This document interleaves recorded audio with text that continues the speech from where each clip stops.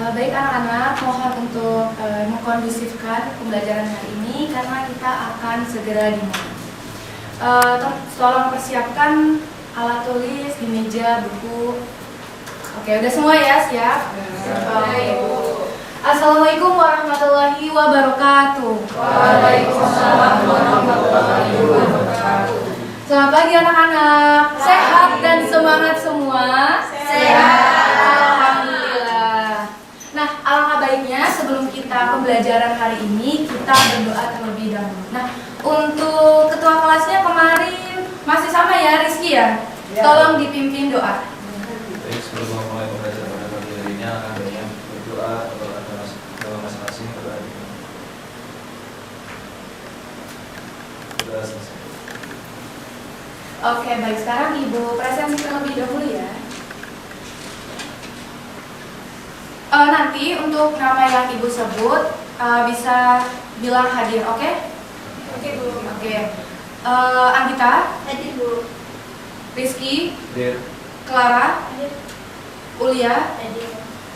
Oke, semuanya hadir berarti ya ini ya? Hadir. Oke, alhamdulillah lengkap ya. Sudah siap untuk menerima materi hari ini? Sudah. Oke, kalau kita udah bisa memulai pembelajaran hari ini, Ibu mau mengingat kembali materi pembelajaran kemarin. Kemarin itu kan kita belajar tentang pengelompokan sosial. Nah, ada yang masih ingat nggak sih contoh dari kelompok sosial itu apa aja? Saya belum ada. Apa? Kelompok sosial itu merupakan pengelompokan masyarakat berdasarkan kategori tertentu, misalkan pekerjaan atau Betul. Ada lagi? Oke, jadi kalau simpelnya ragam kelompok sosial itu bisa dibedakan dari status sosial, dari pendidikan, kesehatan maupun juga ekonomi. Nah, coba kita lihat gambar ini sejenak anak-anak. Coba kalian amati. Di sini ada gambar apartemen mewah dan di sampingnya ada pemukiman padat di bantaran sungai. Kalau kita kaitin nih sama permasalahan sosial akibat adanya pengelompokan sosial ini apa? Kesenjangan. Apa? Kesenjangan. Betul, kesenjangan. Terus apa lagi? Ketimpangan. Ketimpangan, ya hampir sama, kesenjangan, ketimpangan. Nah, jadi anak-anak, dari satu gambar ini saja kita bisa melihat bahwa adanya kesenjangan dari kelompok sosial tersebut. Ada kelompok sosial yang menengah atas, yang hidupnya di apartemen, misalnya di gedung-gedung tinggi. Tapi di sisi lain, ada masyarakat yang berkelompok hidup di bantaran sungai. Nah, dari hal ini kita bisa melihat adanya dampak dari kesenjangan tempat tinggal. Pintar. Nah, kalau kita cermati kembali, apakah kira-kira ada nggak sih bentuk atau dampak pengelompokan sosial yang ada di lingkungan pendidikan? Kira-kira ada nggak ya? Oke, ini kita keep dulu ya karena akan jadi materi kita hari ini. Jadi hari ini kita akan belajar tentang dampak permasalahan sosial akibat pengelompokan sosial. Nah, tujuannya apa? Tujuan pembelajaran hari ini, Ibu harap kita bisa mengidentifikasikan dan juga memahami dampak dari adanya permasalahan sosial akibat pengelompokan sosial khususnya di lingkungan pendidikan atau sekolah-sekolah. Nah, kemudian nanti kalian juga menganalisis dari solusi kreatif untuk meminimalisirkan adanya dampak negatif dari pengelompokan sosial yang ada di masyarakat, khususnya di lingkungan sekolah ya anak-anak. Nah,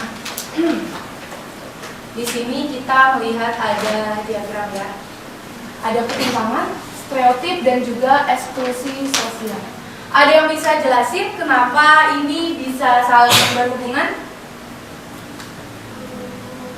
Belum? Oke, kita bahas ya.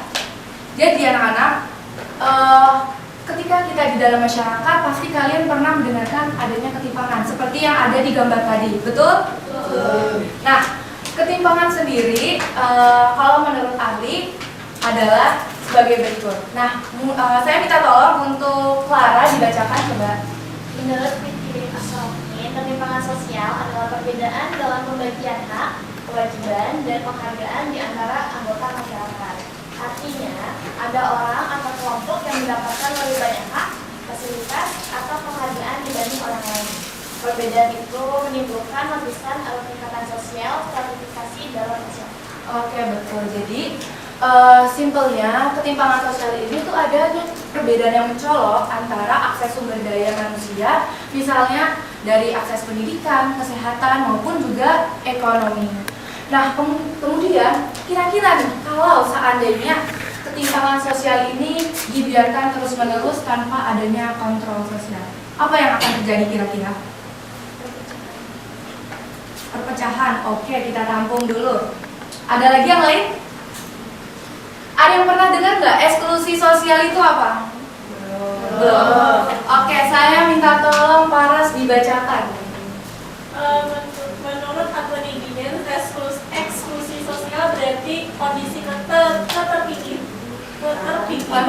di mana orang tidak bisa ikut serta dalam kehidupan sosial, ekonomi, dan politik secara wajar karena faktor struktural, misalnya kemiskinan ataupun diskriminasi. Contohnya itu kayak misalnya anak dari keluarga miskin tidak bisa sekolah karena biaya mahal, terusnya dari pendidikan, kemudian difabel yang tidak disediakan akses jalan di fasilitas.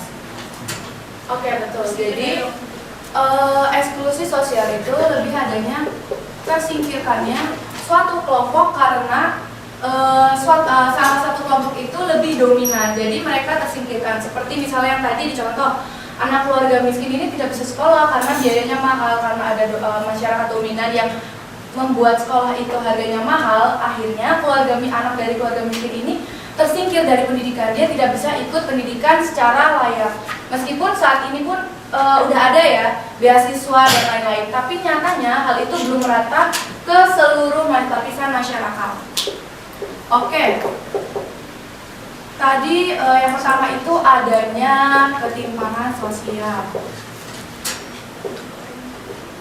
Nah, adanya ketimpangan bisa berlanjut menuju eksklusivitas sosial. Nah, dari eksklusivitas sosial ini, jika kita biarkan nantinya bisa berdampak pada lapisan masyarakat. Nanti bisa adanya sekat jarak antar kelompok. Nah, dari adanya sekat tersebut, masyarakat bisa menimbulkan kecemburuan atau kecurigaan sosial. Betul tidak? Misalnya ada kelompok kaya nih, kelompok kaya yang bisa belajar dengan enak, bisa sekolah di sekolah elit. Nah, kalau seandainya mereka hanya berada di satu kelompok tersebut saja tanpa bergabung dengan kelompok-kelompok lain, maka akan timbul kecemburuan sosial. Nah, akhirnya bisa juga timbul suatu stereotip. Nah, betul. Jadi stereotip itu adalah, saya minta tolong untuk dibacakan oleh Gesner. Stereotip menurut Mas Yamis, stereotip adalah pandangan yang menyederhanakan atau melebih-lebihkan karakteristik suatu kelompok sosial. Yang pertama, stereotip terhadap orang kaya. Orang kaya dianggap egois, hanya mementingkan diri sendiri dan tidak peduli dengan masalah sosial. Yang kedua, stereotip terhadap orang miskin. Orang miskin dianggap malas, tidak bekerja keras, atau tidak punya tujuan hidup. Nah, kalian setuju nggak sama labeling dari stereotip ini? Misalnya orang kaya nih, emang egois, benar nggak? Nggak selamanya begitu ya.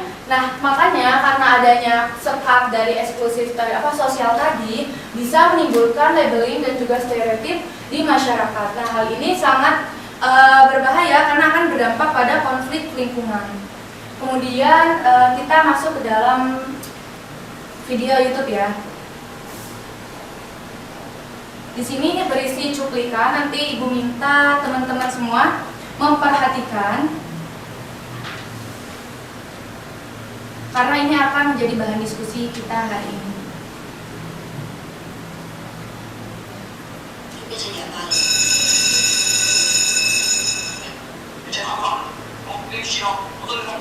Ini Ibu cepetin ya, jadi di menit segini.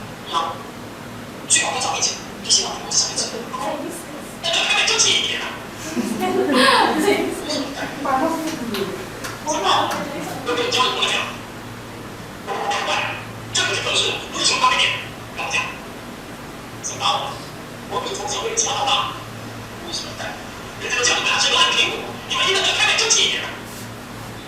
我告诉你，你最好不要找面前，你先往我这上面吃。如果我再知道你我，你说老师，你给钱就付，是谁要我的？是啊，养不教，父之过，教别人师之过。你给我去，我们讨论这个问题。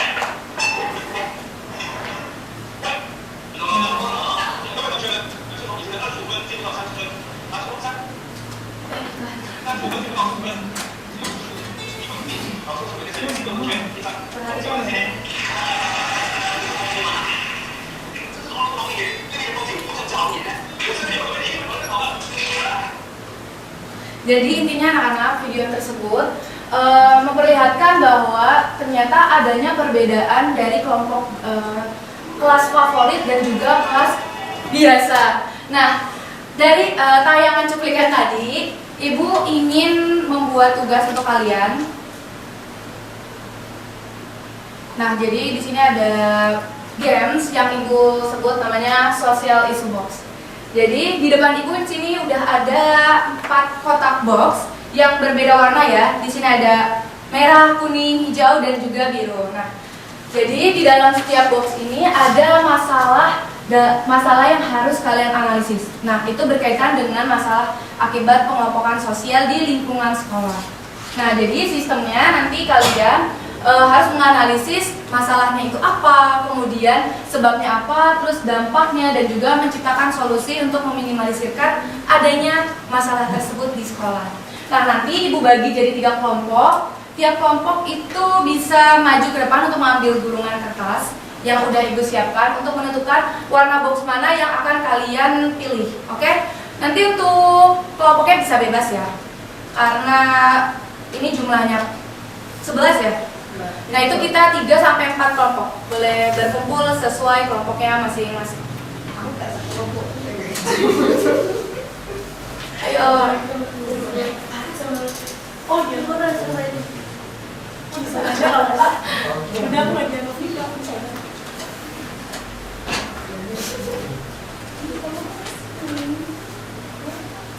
Oke, sudah semua ya, pas.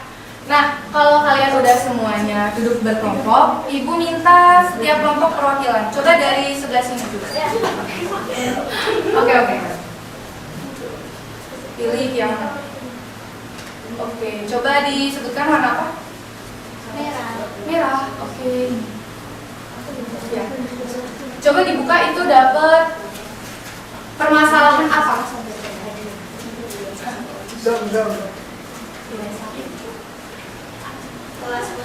Oke, kelompoknya Clara itu dapat kotak merah yang berisikan masalah kelas favorit. Nah, untuk selanjutnya dari Rizky coba maju. Silakan dibikin. Biru, oke. Coba dibuka. Dapat permasalahan.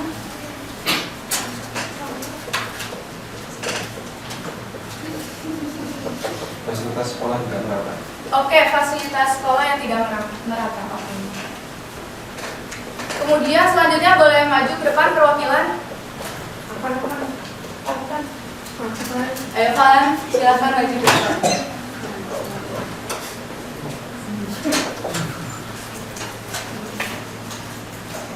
Tersisa 2. Oke, coba dibuka dan sebut masalahnya ya.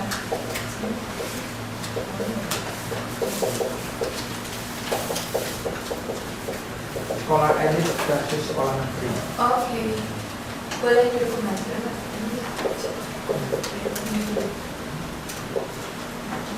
Yang terakhir boleh maju ke depan. Oke. Ini tinggal yang terakhir, berarti kotak hijau.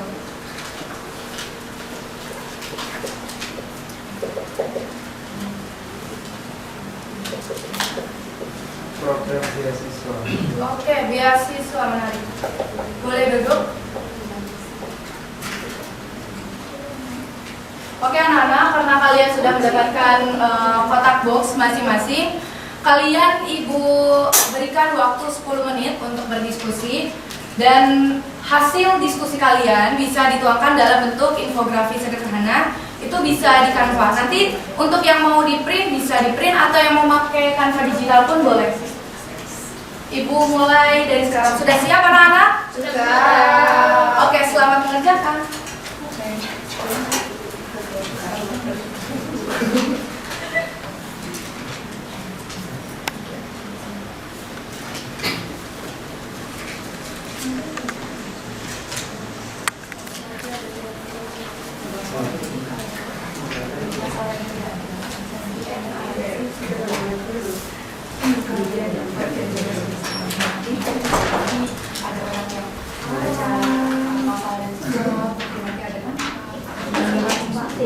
Jadi nanti dibagi.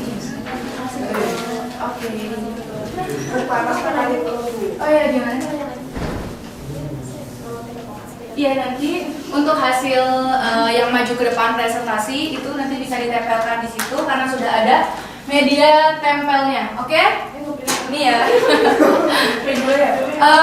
Untuk kelompoknya Rizky, apakah ada kendala? Dapat apa?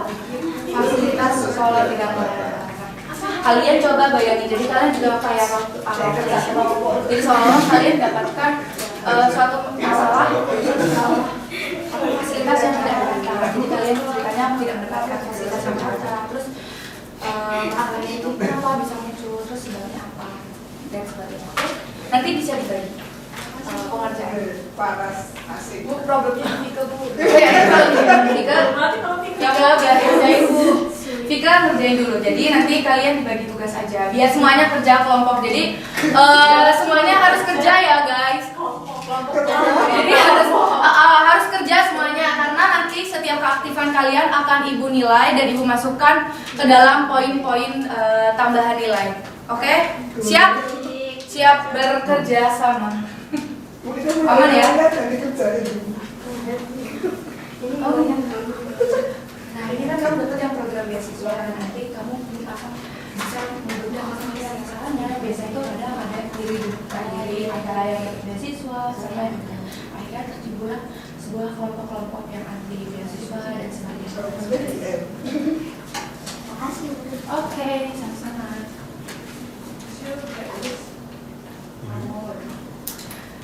Oke, sudah ya anak-anak? Sudah. Yang maju saat ini Ibu pilih kelompok merah deh, merah coba maju ke depan. Jangan lupa nanti untuk kalian yang tidak presentasi bisa saling mendengarkan, kemudian mencatat poin-poin penting yang sudah teman kalian presentasikan. Paham anak-anak? Paham. Assalamualaikum Ini bisa warahmatullahi wabarakatuh. Waalaikumsalam warahmatullahi wabarakatuh.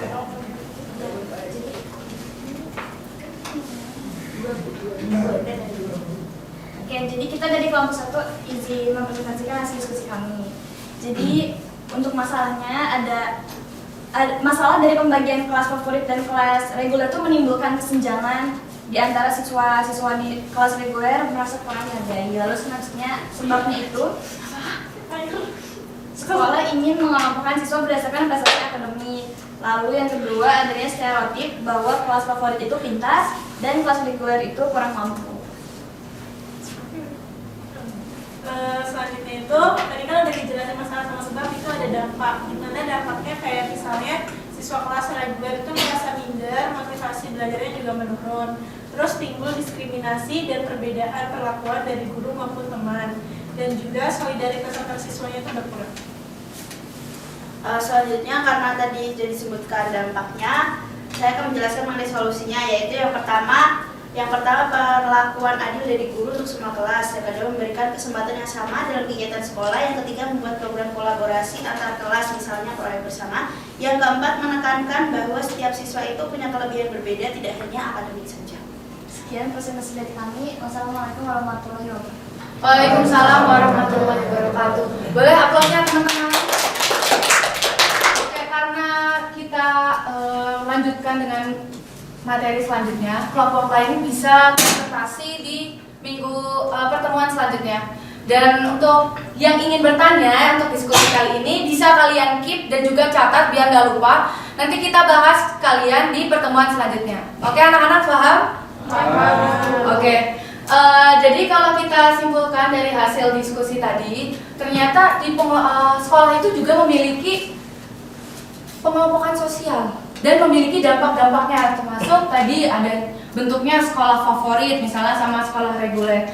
Nah itu dampaknya bisa menurunkan motivasi antar siswa, kemudian bisa menimbulkan kesenjangan antara kelas-kelas favorit dan juga kelas reguler, sehingga perlu ada yang namanya kontrol sosial.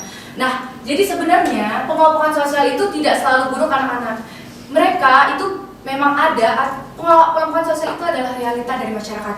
Jadi mereka itu tetap ada dan kita harus mengontrolnya dengan cara kita tetap saling menghargai. Kita tetap toleransi antar keberagaman dan juga kolaborasi. Yang paling penting adalah kolaborasi agar tidak terciptanya sekat atau kesenjangan antara kelompok-kelompok tertentu. Nah, di sini juga Ibu sudah siapkan pojok solusi, ada kampanye kesadaran, program dialog terstruktur, dan juga yang paling utama kebijakan inklusi dan juga kesetaraan. Nah, kita masuk ke terakhir ya anak-anak. Sebelum kita tutup pembelajaran hari ini, Ibu ingin dengar kesimpulan deh sama refleksi dari pembelajaran hari ini. Siapa yang mau jawab? Saya dulu. Oke, Rizky, silakan. Jadi ketimpangan sosial, eksklusi sosial, dan stereotip sama-sama bisa bikin masyarakat terpecah kalau tidak ada kontrol sosial. Perbedaan itu bisa berubah jadi sikap eksklusif dan menimbulkan konflik. Seperti itu.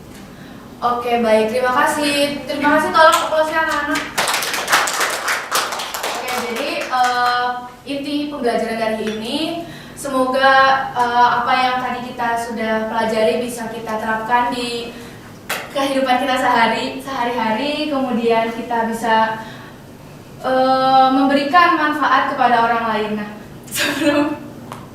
sebelum Ibu tutup, Ibu minta untuk kalian membaca materi lagi. Tadi kan masih ada 2 kelompok ya, tentang sekolah elit versus sekolah biasa, kemudian fasilitasnya tidak merata, sama beasiswa. Nah, nanti kalian baca materi tersebut, siapkan pertanyaan biar besok kita diskusinya lebih aktif lagi.